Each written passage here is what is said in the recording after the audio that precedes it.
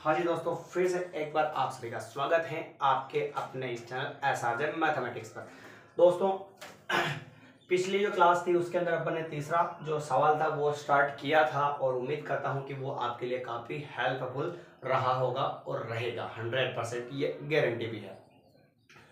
तो आज अपन बात करेंगे 3.1 का जो सवाल नंबर तीसरा जो है उसका चौथा सवाल और पांचवें सवाल को यहाँ पर फिनिश करने का प्रयास करेंगे। और चैप्टर जो 3.1 है और पुरानी जो बुक्स है उसके अंदर क्या होगा 3.2 है।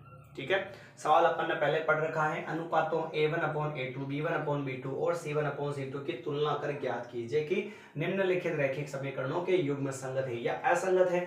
ये अपने को पता करना है। इसके लिए सबसे पहले वही तरीका अपना रहेगा यहाँ पर कि सबसे पहले तो हमें क्या करना है, a1 b1 a2 b2 c1 c2 सबके मान फाइंड करने हैं। तो वैल्यू फाइंड करने के लिए बराबर में क्या होना चाहिए सर, 0 होना चाहिए। 0 करने के लिए 11 को इधर भेज देंगे। तो ये लिखा मैंने 5x और माइनस का 3y प्लस का 11 इधर आ गया, माइनस में तो बराबर में हो गया 0, इक्वेशन नंबर फर्स्ट। और अगला जो है माइनस 10x और प्लस का 6y पहले इधर है और माइनस का 22 इधर आएगा, किसका हो जाएगा प्लस का हो जाएगा। तो ये प्लस का कर दिया, यहां तक कोई दिक्कत नहीं। फिर अपन बात करते हैं a1 b1 c1 की। तो पहली जो इक्वेशन होगी उसके अंदर क्या होगा, पहली जो इक्वेशन होगी ना उसके अंदर क्या होगा, x के गुणा में a1 y के गुणा में b1 और सिंपल संख्या c1। तो नंबर वाइज याद रख लो a1 b1 c1। तो a1 का मान कितना है सर, a1 बराबर 5 और b1 बराबर जो है 3 और माइनस साथ में हो तो माइनस भी साथ में लेना पड़ता है। और c1 बराबर माइनस के 11, a1 b1 c1। और समीकरण नंबर 2 में क्या लग जाएगा, 2 लग जाएगा सबके। तो a2 b2 और क्या हो जाएगा c2 हो जाएगा। तो a2 का मान कितना है -10 और b2 का मान कितना है 6 और c2 का मान कितना है 22। कोई दिक्कत नहीं है यहाँ तक। तो चलिए आगे बढ़ते हैं। फिर निकालेंगे a1/a2 का वैल्यू। a1 का मान है 5 और a2 का मान है -10। दोनों 5 से कट रहे हैं, 5 1 और 5 2 तो आंसर कितना हो गया माइनस का 1/2। फिर b1/b2, b1 की वैल्यू कितनी है सर -3, b2 की वैल्यू कितनी है सर 6, 3 1 3 और 3 2 6, तो माइनस का 1/2 आ गया। कोई दिक्कत है क्या यहाँ तक, नहीं है। आगे बढ़ते हैं sir. c1/c2 equal to c1 का मान -11 और c2 का मान 22 हो गया। Clear sir. फिर बात करते हैं दोनों किससे कट रहे, 11 बच जा 11, 11 2 जा 22। तो c1/c2 का जो मान है वो क्या हो गया माइनस का 1/2 हो गया। कोई दिक्कत नहीं है। अब लिखेंगे a1/a2 बराबर b1/b2 बराबर c1/c2, ऐसा लिखेंगे अपन। मुझे ये बताइए कि a1/a2 b1/b2 और c1/c2 इन सब की वैल्यूज जो है अलग अलग आ रही है समान आ रही है सर। तो -1/2 -1/2 -1/2 सारी वैल्यूज बराबर आ रही है सर। और सारी वैल्यूज बराबर आने पर भी जो है समीकरण निकाय क्या होता है सर, संगत होता है। कोई दिक्कत है इसके अंदर, नहीं है। मान निकाल लिया अपन ने और इनका रेशो निकालने के बाद जो है पता कर लिया ऐसे कंडीशंस में सारे मान बराबर हैं सर, तीनों ही मान बराबर हो तो भी संगत होता है, और नॉट इक्वल होवे सारे तो भी क्या होता है संगत होता है। पर समस्या तब आती है जब एक इक्वल हो और एक नॉट इक्वल हो, तब क्या हो जाती है असंगत हो जाती है। लीजिए अपन बात करते हैं अगला जो सवाल नंबर इसी का पांचवा।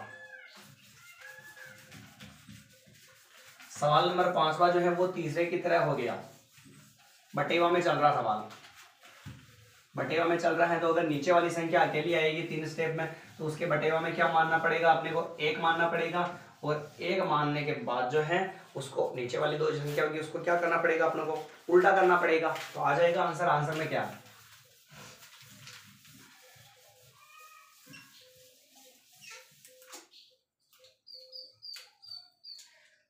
4/3x प्लस 2y और इक्वल में 8, और फिर दे रखा है 2x प्लस 3y और बराबर में दे रखा है 12। लीजिए सर, ये अगला जो है अपना सवाल नंबर कौन सा हो जाएगा, 5वां हो जाएगा। क्या करना है आपको, इसके अंदर भी वही प्रोसेस लगाना। सबसे पहले बराबर में 0 रखना है, 0 रखेंगे तो 8 को इधर भेजेंगे तो 4/3x + 2y प्लस का 8 इधर माइनस में बराबर में 0, equation number first.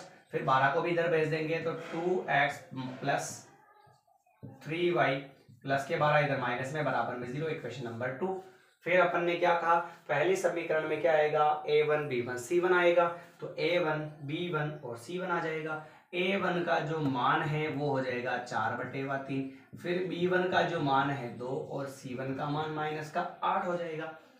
a1 b1 c1 और माइनस को भी साथ में लेना है, खत्म काम। फिर दूसरी में 2 2 आ जाएगा, a2 b2 c2, a2 है 2 और b2 कितना है 3 और c2 कितना है माइनस का 12, मामला खत्म यहाँ तक। तो फिर a1/a2 निकालेंगे सर, तो ये लिखा मैंने a1/a2 बराबर a1 का मान कितना है 4/3 सर, a2 का मान कितना है 2 है सर।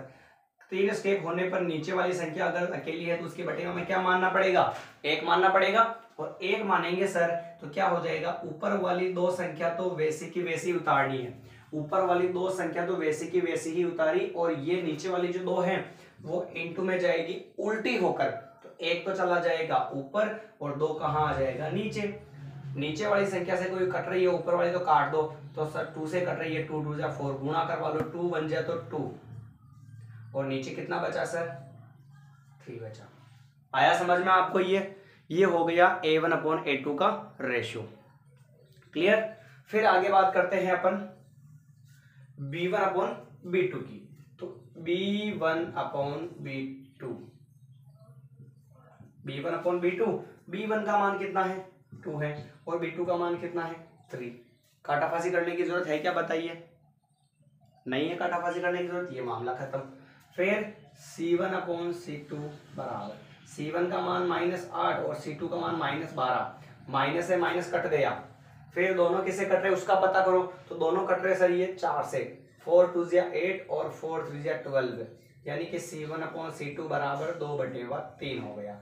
तो मुझे ये बताओ a1/a2 फिर b1/b2 और c1/c2, क्या तीनों वैल्यूज बराबर नहीं है क्या, तीनों वैल्यूज बराबर है सर, और तीनों ही वैल्यूज बराबर आने पर समीकरण के जो युग्म हैं वो क्या हो जाते हैं, संगत हो जाते हैं।